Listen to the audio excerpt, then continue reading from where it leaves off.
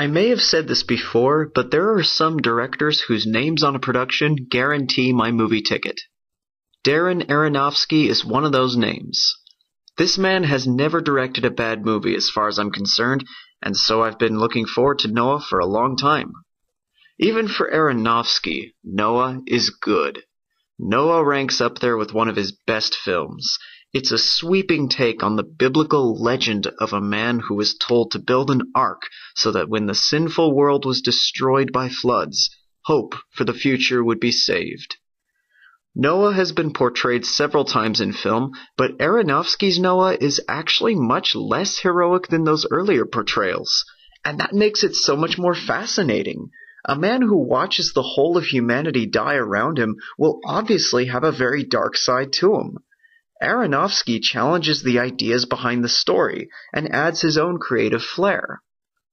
In this role, Russell Crowe gives what I can safely call my favorite performance of his. I've given him a lot of flack in the past for being overrated, but he was brilliant as Noah.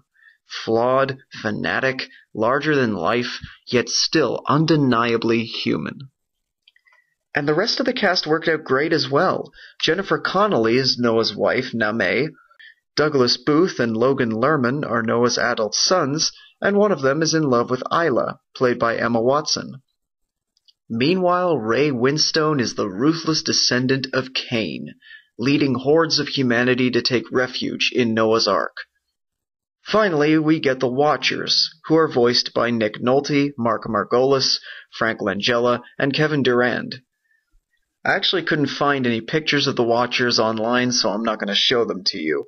But I will say that the Watchers take some getting used to, but they're actually one of the stronger parts of the movie.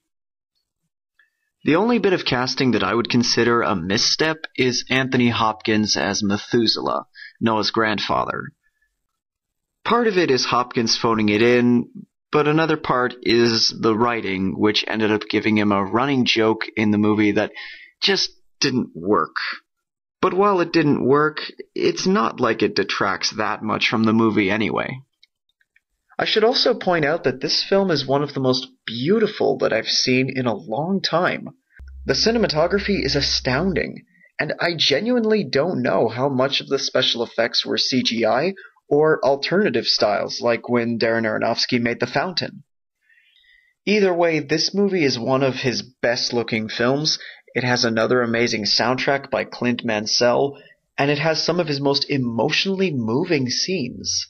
One example is the fate of the Watchers, which I will not reveal, but it moved me almost to the point of when I first saw the Ents march on Isengard in Lord of the Rings. And believe me, that is a very impressive accomplishment for a movie.